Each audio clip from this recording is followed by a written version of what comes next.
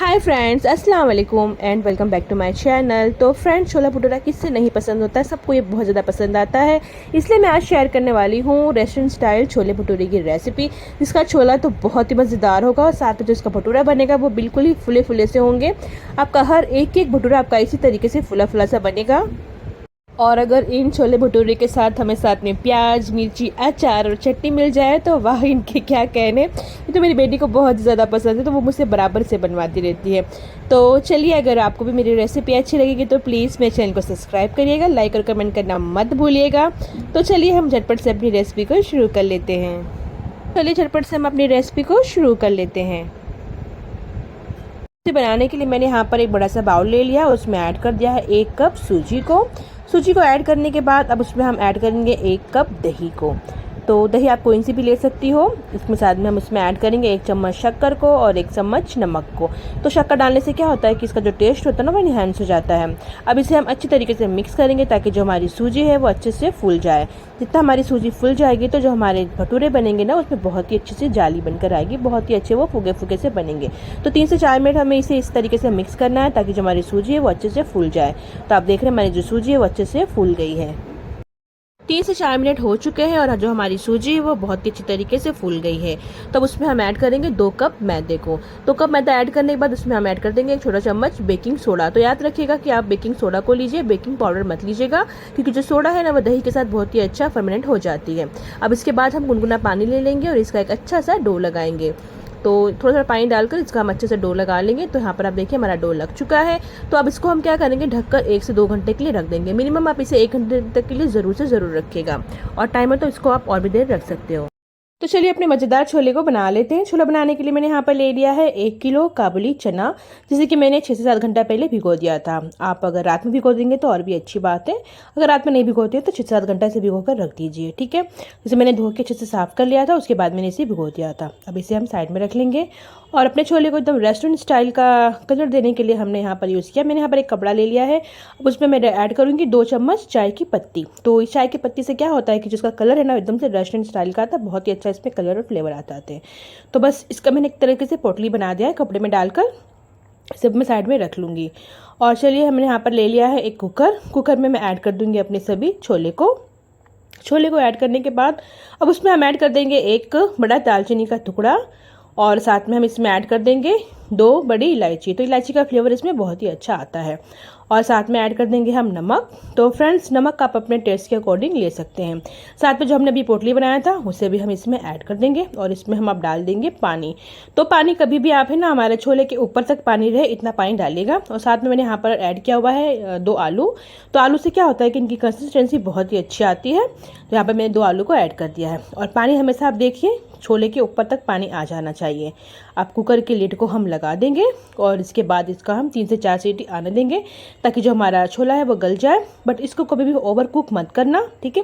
3 से 4 सीटी हो चुका है। हमारे जो छोले हैं देखिए बहुत ही अच्छी तरीके से गल गए। मतलब हमारे छोले इस तरीके से होने चाहिए कि जो छोले हैं वो खड़े खड़े दिखे लेकिन वो सॉफ्ट अंदर से हो जाए। ओवर कुक मत करिएगा कि नहीं तो फिर जो हमारे छोले ना बहुत वो मैशी मैशी लगते हैं। तो कभी भी छोले खड़े खड़े ही अच्छे लगते हैं। बस वो अंदर से मुलायम हो जाने चाहिए, पक जाने चाहिए। तो चलिए छोले को पका लेते हैं। जिसे पकाने के लिए मैंने यहाँ पर एक कढ़ाई को ले लिया, उसमें ऐड कर लिया है 2 बड़े चम्मच रिफाइंड ऑयल को। और अब उसमें हम ऐड करेंगे 2 तेज पत्ते को। साथ में इसके ऐड करेंगे हम 2 बड़ी इलायची को। और उसके साथ में ऐड करेंगे हम यहाँ पर 1 चम्मच जीरा। और इसे हम चटकने देंगे। जब ये अच्छे से चटक जाएगा तो उसमें हम ऐड कर देंगे, मैंने यहाँ पर 4 प्याज की प्यूरी को बना लिया है। आप चाहो तो प्याज को बारीक बारीक भी चॉप्ड कर सकते हो, लेकिन मैंने यहाँ पर प्याज की प्यूरी को यूज़ किया हुआ है। तो यहाँ पर 4 प्याज को मैंने ले लिया था। और अब इसको हमको पका लेना है जब तक इसका पानी जो है वो ड्राई ना हो जाए और हल्का हल्का सा तेल जो है वो दिखने लगे ना लगे, और इनका कलर जब तक चेंज ना हो जाए। तो 3 से 4 मिनट में आप देखेंगे कि इनका जो पानी है ना वो ड्राई होने लगा है और इनका कलर है वो चेंज हो रहा है। देखिए आप, तेल भी है वो सरफेस पे आने लगे हैं। जब ये हो जाए तो इसमें हम ऐड करेंगे 2 बड़े चम्मच लहसुन और अदरक का पेस्ट। तो लहसुन और अदरक के पेस्ट को भी हम तकरीबन 1 मिनट तक पकाएंगे ताकि जो इनका रॉ स्मेल होता है वो चले जाएगा। तो 1 मिनट हो चुका है। तो अब इसमें हम ऐड कर देंगे टमाटर की प्यूरी को। तो यहाँ पर मैंने 4 टमाटर की प्यूरी को भी लिया है। तो बस इसकी प्यूरी को डालने के बाद वापस से हम इसे अच्छी तरीके से मिक्स करेंगे और वापस से हम इसे पकने के लिए रख देंगे ताकि जो हमारा टमाटर है वो हल्के हल्के पक जाए। तो मैंने इसे ढक भी दिया है। तो 4 से 5 मिनट में जो हमारे टमाटर है वो हल्के हल्के पकने लगेंगे और जो इनका ऑयल है वो सरफेस पे आने लगेगा। और इसमें छींटे बहुत उड़ते थे, इसलिए मैंने इसको ढक दिया हुआ था। 4 से 5 मिनट के बाद आप देखेंगे कि जिनका ऑयल है वो सरफेस पे आने लगा है और ये हमारे जो टमाटर है वो हल्के हल्के पकने लगे हैं। तो अब इसमें हम ऐड कर देंगे 2 चम्मच रेड चिली पाउडर, साथ में मैंने यहाँ पर यूज़ किया 1 छोटा चम्मच हल्दी पाउडर, 1 चम्मच नमक, और यहाँ पर मैंने यूज़ किया हुआ है छोले मसाले को। तो मैंने यहाँ पर 2 बड़े चम्मच छोले मसाले को भी ऐड किया हुआ है। इन सभी को मिलाने के बाद हम इसको अच्छी तरीके से मिक्स कर देंगे और साथ में इसमें हम ऐड करेंगे थोड़ा सा पानी, तकरीबन आधा कप, ताकि जो हमारे मसाले हैं वो अच्छे से भून जाए और वो जले नहीं। तो बस मैंने इसे ढक दिया है। ढकने के बाद इसे हमें पकना छोड़ देना है तकरीबन 6 से 7 मिनट तक। 6 से 7 मिनट में आप देखेंगे जो हमारे मसाले हैं वो बहुत ही अच्छी तरीके से भून गए हैं और जो ऑयल है वो सरफेस पे आ चुका है। जब हमारा ऑयल है वो सरफेस पे आने लगेगा तो मतलब हमारा जो मसाला है वो अच्छे से भून गया है। तो अब इस पे हम ऐड कर देंगे अपने छोले को। तो मैंने यहाँ पर अपने छोले को ऐड कर दिया हुआ है और इसका जो पानी था वो मैंने अभी साइड में रखा हुआ है। छोले को ऐड करने के बाद इसे हम वापस से अच्छी तरीके से मिक्स कर देंगे और इसे 2 से 3 मिनट तक पकने देंगे, ताकि जो मसाले हैं वो छोले में अच्छे से ऑब्जर्व हो जाए। 2 से 3 मिनट हो चुका है और हमारे मसाले भी अच्छे से भून गए। तब इसमें हम ऐड कर देंगे पानी को। तो जो पानी मैंने छोले के साथ में रखा हुआ था, मैंने यहाँ पर यही पानी यूज़ किया हुआ है और उसको बहुत अच्छा टेस्ट देने के लिए अब इसमें हम ऐड करेंगे 1 बड़ा चम्मच आमचूर का पाउडर। अगर आपके पास आमचूर का पाउडर ना हो तो आप इसकी जगह पर चाट मसालों को भी ऐड कर सकते हैं या फिर नींबू के जूस को लास्ट में हम इसमें ऐड कर सकते हैं, लेकिन मैंने यहाँ पर आमचूर के पाउडर को यूज़ किया हुआ है।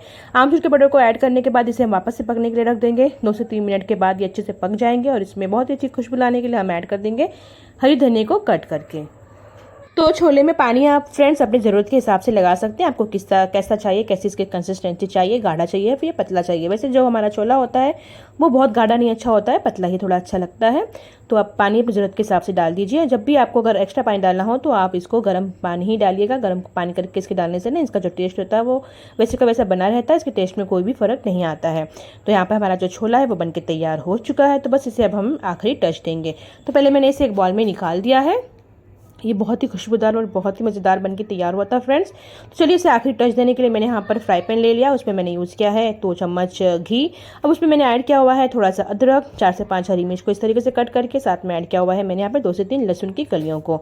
और जब ये हमारा ठंडा हो जाए तब इसमें हम ऐड करेंगे 1 चम्मच रेड चिली पाउडर। इसमें कि बहुत ही अच्छा कलर भी आएगा और साथ में ये बहुत ही टेस्टी लगेगा भी खाने में। फिर इसके बाद जो हमारा ये है तड़का, उसे हम अपने छोले पर डाल देंगे। तो बस आपका लाजवाब सा मज़ेदार सा छोला बन के तैयार हो चुका है फ्रेंड्स। ये बहुत ही लाजवाब बनके तैयार हुआ था। आप इसे एक बार ट्राई करिए, आपको बहुत बहुत बहुत ही अच्छा लगेगा। तो बस अभी इतने में ही जाना नहीं, अभी आगे आपको भटूरा भी खाना है। तो चलिए हम अपने भटूरे को बना लेते हैं। चलिए अपने गर्मा गर्म भटूरे को बना लेते हैं, क्योंकि छोला तो हम बिना भटूरे का खाएंगे नहीं। तो बस जो हमने जो रखा हुआ था मैदा को गूंदकर, उसको हम ले लेंगे, उसके 2-3 पंच इसे और मारेंगे ताकि जो इसमें एयर है ना वो निकल जाए, क्योंकि हमने इसे बहुत देर से फुका के रखा था तो इसमें बहुत सारे एयर आ जाते हैं। तो इस तरीके से करने से इसका जो एयर होता है ना वो निकल जाता है। तो चलिए बना लेते हैं अपने भटूरे को। तो यहाँ पर मैंने एक लोई को ले लिया, जिसे कि हम पेड़ा भी बोलते हैं। तो भटूरा है ना वो थोड़ा सा बड़ा बड़ा ही अच्छा लगता है, मतलब बड़ा बड़ा खाने से लगता है ना कि हम बाहर का खा रहे हैं, रेस्टोरेंट का खा रहे हैं। तो थोड़ा सा जो मैंने पेड़ा है थोड़ा सा बड़ा ही लिया है, ताकि जो हमारे भटूरे हैं वो भी बड़े से बने। तो बस इसे हम इस तरीके से बेल लेंगे जैसे कि हम बेलते हैं एक रोटी को। अगर हम अपने आटे को 2 से 3 घंटे तक रखेंगे ना इस तरीके से, तो ये बहुत ही आसानी से बन जाते हैं, मतलब बेला जाते हैं। वरना जो हमारा मैदा होता है ना वो बहुत मुश्किल से इसको बेलना बहुत मुश्किल होता है। लेकिन 2 से 3 घंटे तक अगर हम इसे इस तरीके से रख देंगे ना भून कर, तो बहुत ही आसानी से ये बन जाते हैं। तो जो हमारा भटूरा है वो ना तो बहुत ज़्यादा मोटा होना चाहिए, ना ही बहुत ज़्यादा पतला, ये है ना मीडियम होना चाहिए, जिससे कि ये फूगे फूगे से और बहुत ही सॉफ्ट बन के तैयार भी हो जाते हैं। और एक बात का ध्यान रखिएगा फ्रेंड्स कि हमारे भटूरे को ना हमको बेल कर नहीं रखना है। अगर हम बेल कर इसको रख देंगे ना, फिर वापस से जब इसको फ्राई करेंगे तो ये बहुत अच्छी तरीके से नहीं फूलेंगे। तो बस एक भटूरा को बेलिए और इसको फ्राई कीजिए, ठीक है। तेल भी हमारा अच्छे से गर्म होना चाहिए। तो मैंने इसको ट्राई किया कि हमारा तेल गर्म है कि नहीं। हल्का सा मैंने इसमें मैदा डाल कर देखा था, तो हमारा तेल जो है अच्छे से गर्म हो चुका था। तो बस धीरे से अपने एक भटूरे को इसमें तेल में डाल दीजिए और कलछुल के हेल्प से इसे इस तरीके से घुमाते रहिए। और जो गरम गरम तेल है ना वो अपने भटूरे पर डालते रहिए, जिससे कि जो है ना वो बहुत ही अच्छी तरीके से फूल के तैयार होता है। फिर इसे आप पलट दीजिए, एक तरफ से हो जाए तो फिर इसे पलट दीजिए। देखिए आप कितना फुला फुला सा भटूरा हमारा बन के तैयार हुआ है। और ऐसे हमारे सारे भटूरे फुल फुल कर ही बने हुए थे, देख लीजिए आप। तो बस आप भी इसे ही ट्राई करिए और ऐसे ही इसे बनाइए, कभी भी भटूरे को बेल कर मत रखिए। तो आपका हर एक भटूरा है ना फुल कर बहुत ही अच्छी तरीके से बनके तैयार होगा, जैसे लगेगा कि आपने बाहर से भटूरे को मंगाया हुआ है। तो बस हमारा भटूरा बनके तैयार हो चुका है। तो इसे हम डिश आउट कर लेते हैं। तो बस इसे हमने खाया, बहुत ही मज़ेदार। प्याज को हम इस तरीके से कट कर लिया, तो साथ में ले लिया हरी मिर्ची, अचार, चटनी। इससे ना ये बहुत ही अच्छा खाने में लगता है। तो बस आप भी इसे ट्राई करिए और खाइए। अगर पसंद आएगा तो प्लीज़ मेरे चैनल को सब्सक्राइब करना मत भूलिएगा। थैंक